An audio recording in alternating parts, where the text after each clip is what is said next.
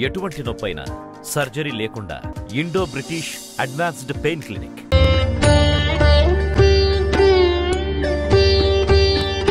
అస్మద్గురుభ్యో నమః. ఒక తమాషా ప్రశ్న మళ్ళీ. ఇంట్లో వెంట్రుకలు ఉంటే క్షేమమా కాదా? అసలు వెంట్రుకలు ఉండవచ్చా కాదా?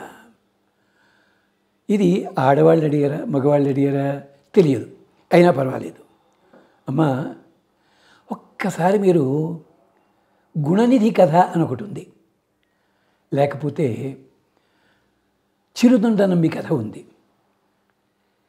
ఈ వెంట్రుకల వల్ల ఎన్ని ప్రమాదాలు జరిగాయో చెప్పడానికి పురాణాల్లో కథలండి. కుబేరుడి దగ్గర పనివాడండి వాడు. ఒరే నాన్న పూలు పట్టరారా అన్నాడు. పూలు పట్టుకొచ్చాడు.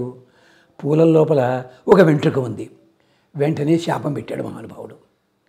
మరి వెంట్రుకలు ఎంత గొప్పవైతే శాపం తిట్టాండి. వాడికి అత్త భూమండలంలో అక్కడ పుట్టాడు, చిరుదొండనమ్మిగాను ఇలాగో పుట్టాడు. ఇంకో మహానుభావుడు ఉన్నాడు. ఆయన భార్యకి ఆయన వేసుకున్నప్పుడు భోజనంలోట తల వెంట్రుక పడింది పాపం. శాపం పెట్టేశాడు ఋషి. ఏమిటనిది?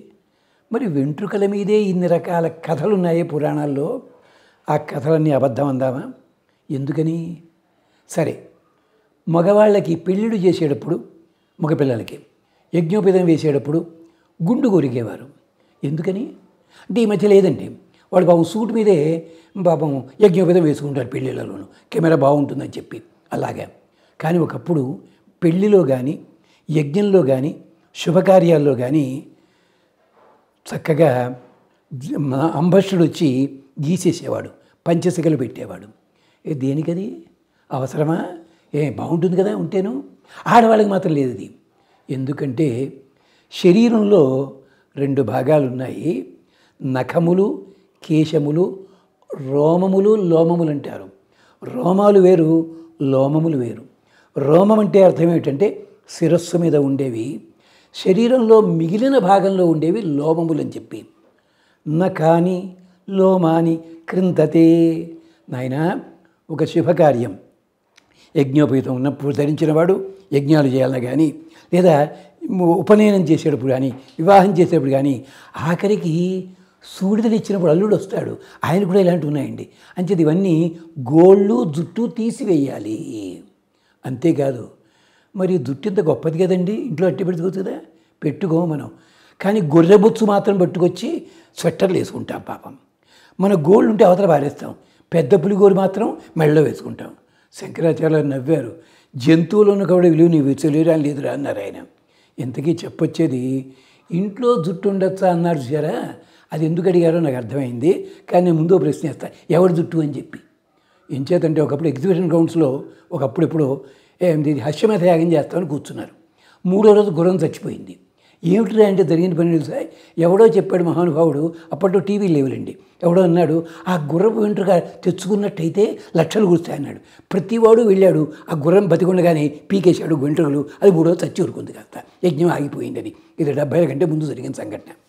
ఇప్పటికీ గుర్రము వెంట్రుకలని ఇంట్లో పెట్టుకునే సాంప్రదాయం ఒక ప్రాంతాల్లో ఉంది. కొండ జాతి వాళ్ళు వాళ్ళ జుట్టుని తీసి దాచుకుని ఏమిటి జింక చర్మంలో కట్టి ఇంట్లో పెట్టుకుంటారు. అది వాళ్ళకి ఆచారం ఉంది. కానీ సాంప్రదాయ పద్ధతి లోపల జుట్టు ఇంట్లో చెల్లాచెదురుగా పడి ఉండకూడదు. కృష్ణ యజుర్వేదంలో ఏకాగ్నికాండలో దీనికి సంబంధించి అమ్మాయిని అబ్బాయిని కూర్చోటి మంత్రాలు చదువుతూ, ఈ జుట్టు గోళ్ల లోపల మనము తినే తిండి కాదు, ఆలోచనలో పాపము, ఇది అనాశ్రిత్యం ఉంటుంది. అంచేత స్త్రీలకైతే అందమిస్తుంది అది, మగవాళ్ళకైతే పాపం ఉంటుంది కదా, ఇది తొలగించాలి. స్త్రీలు జడ విరబోసుకోకూడదు ఇష్టం వచ్చినట్టు, ఇది ప్రమాదం జరుగుతుంది అని చెప్పి నియమాలు చెప్తూ జుట్టు అలా పడవేయకూడదు. ఇప్పుడు మన వాళ్ళు మేము ఎందుకు అలా అట్టే పెట్టుకోవట్లేదండి.